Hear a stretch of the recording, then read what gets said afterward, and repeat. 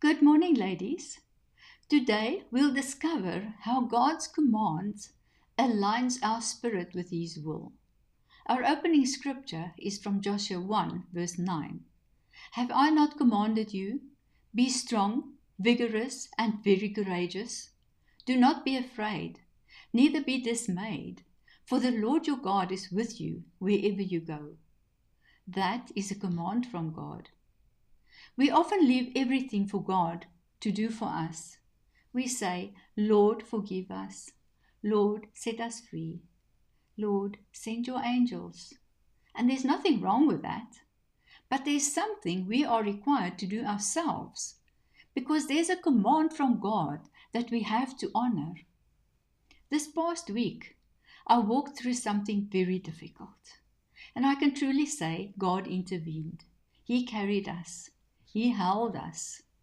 And I'm standing on the truth of Romans 8:28, that God works all things together for good for those who love Him. But in the middle of it, there was a process. And I just want to pause for a second and say, thank you to those of you who prayed. It mattered more than you know. But in every situation, God teaches us something. I had to learn a few things in the Spirit, and I trust this will help you when disappointment and pain strikes.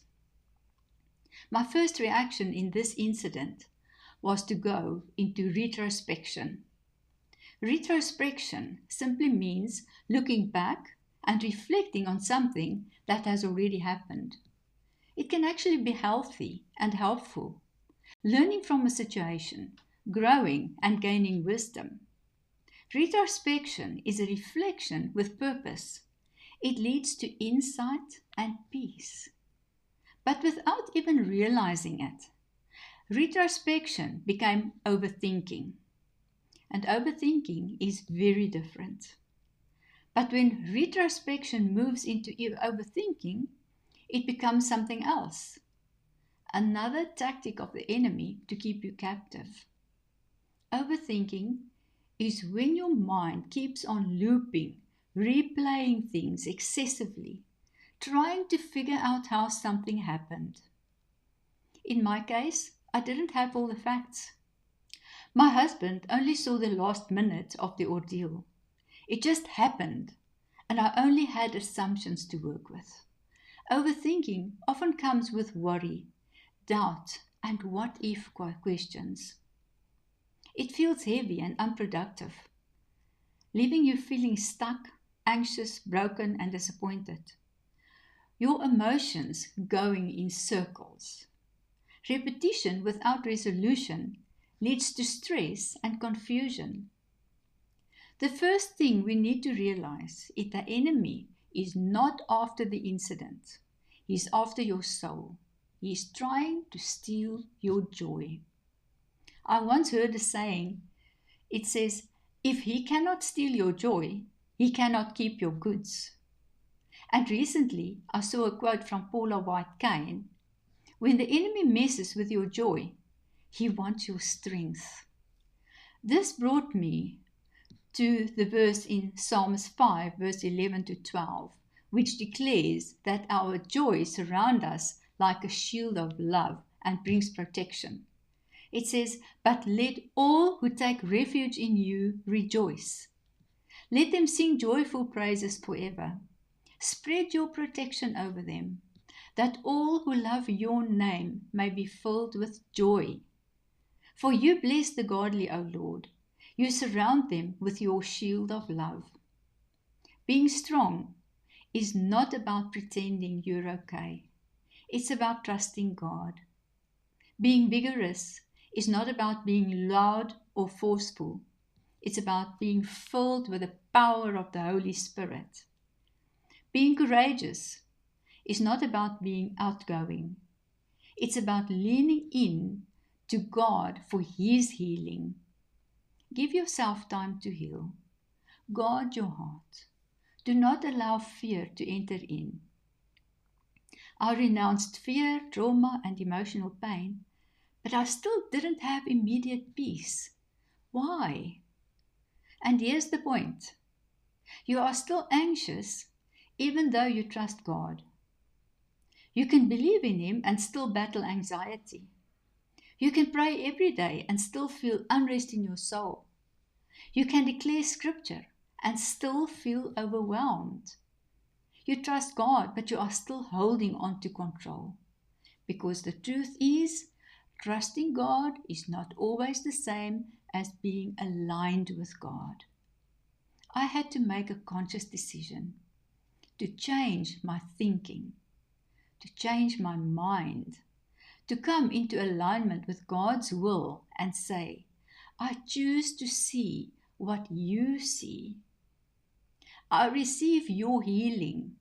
I am strong and courageous, not through my own striving, but because the living God is within me. I align my will with the will of God.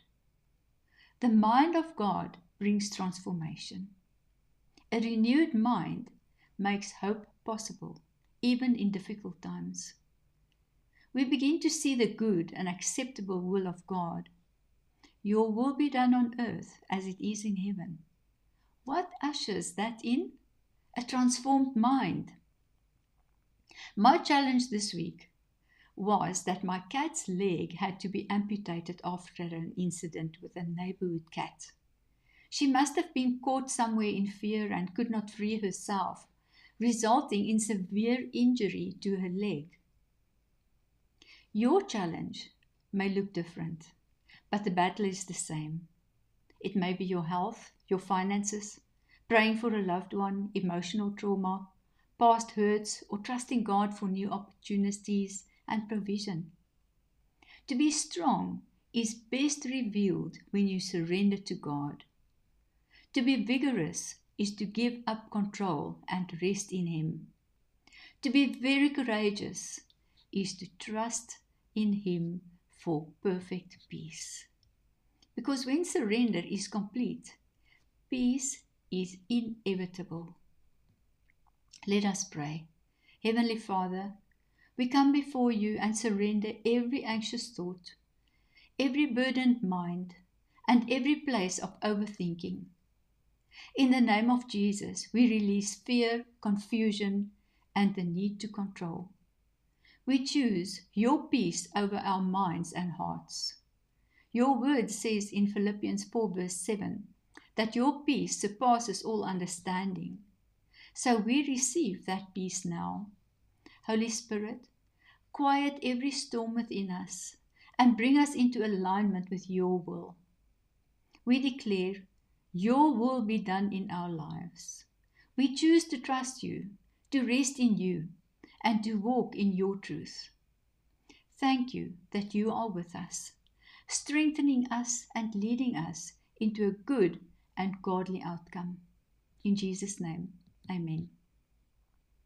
Ladies, if this message has spoken to your heart, please share it with someone that might relate to it. Join us on Zoom at 10 o'clock, where we as women in prayer come together to seek the face of God and pray together. Looking forward to see you at 10. Blessings.